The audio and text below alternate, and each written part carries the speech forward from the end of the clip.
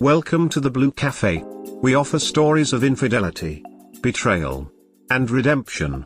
Please like and subscribe. Cheers. Now, on to today's story. I am leaving her after 6 months of trying. Need support. My 33 meters wife, 33F, cheated on me in December. I walked in on them at his house as I knew what was going on. It was my stepdaughter's father. I have been kicking him off our property for years and keeping his anger in check. I spent all day taking care of the house, the pets, the yard, and her daughter, 4F. When we got married, she had me donate my beater so I could drive one of her cars.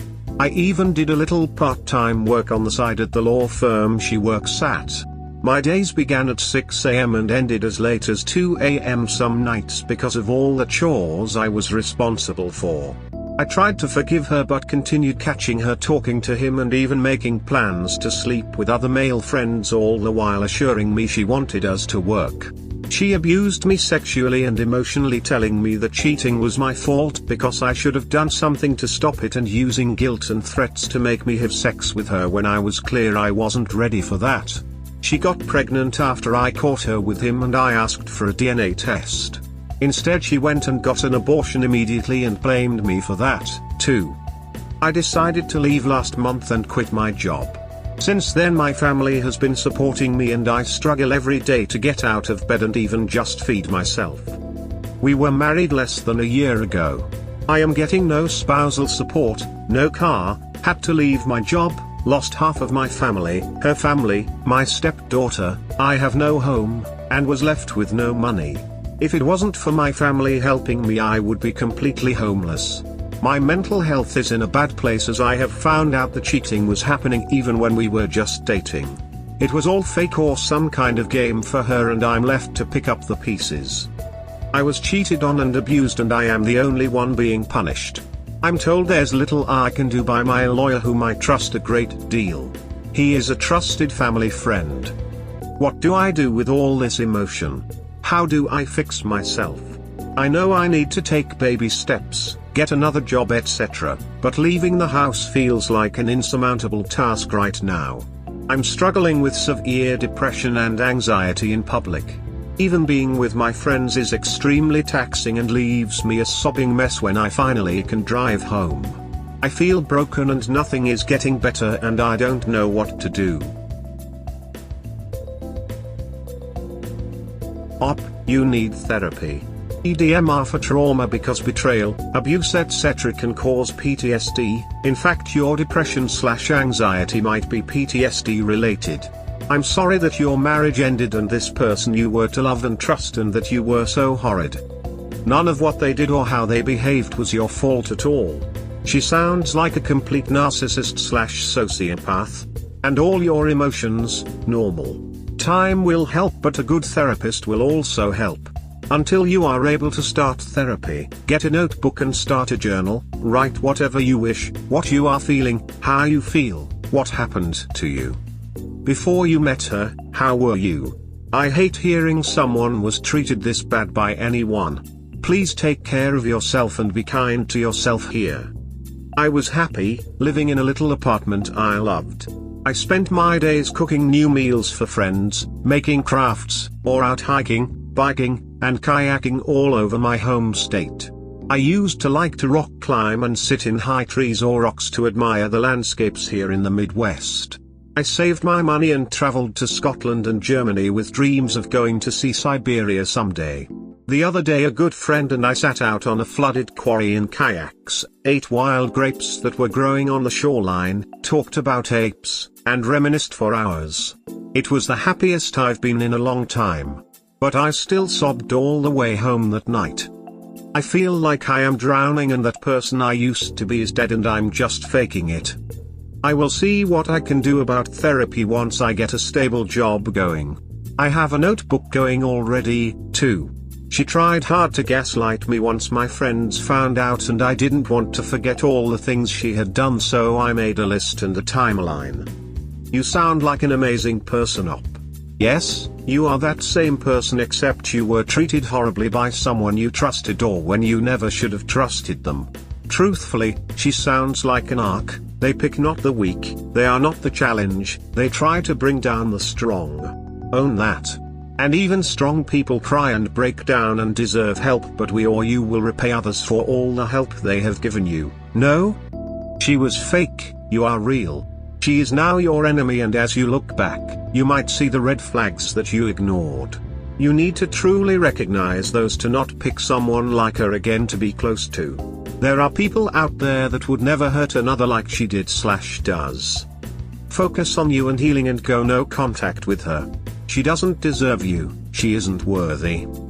I appreciate the kind words, but I'm just a totally average guy and I just want my simple life back. I don't think I'll be ready to trust another partner for a long time, if ever. I'd hate to project any leftover insecurities on a new relationship. Aside from getting tax info from her for the divorce, we haven't been talking. She's mad that I wanted one of her cars so I would have reliable transportation. Fortunately, she lives about 50 minutes north of where I am now living, so the risk of seeing her around is small unless she shows up somewhere. Only thing you can do is work on yourself. Work out, long walks. Also read No More Mr. Nice Guy by Dr. Robert Glover. You need to learn to establish boundaries and not be walked over. The boundaries with her ex were there, she was just lying to me about seeing him.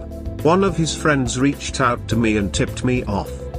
I have kept up with my workout regime. I've always prided myself on being athletic, but it's definitely been fewer days a week in the gym than normal.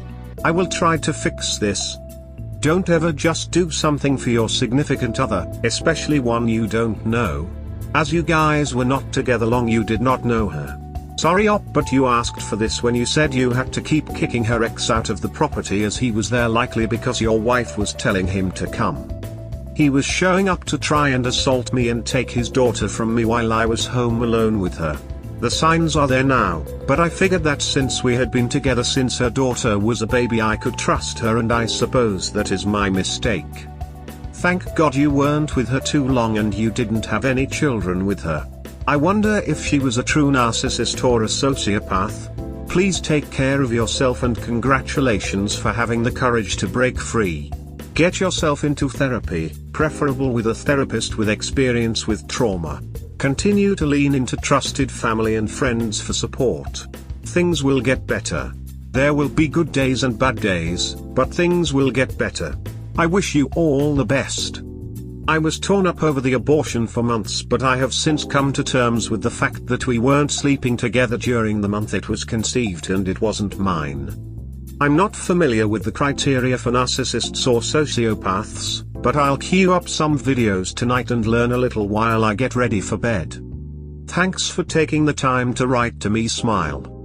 You are welcome. Yeah, learning about narcissists, sociopaths, or simply people with narcissistic tendencies will definitely help you. Suggested reading: Chump Lady, Leave a Cheater, Gain a Life, Cheating in a Nutshell, and The Body Keeps the Score.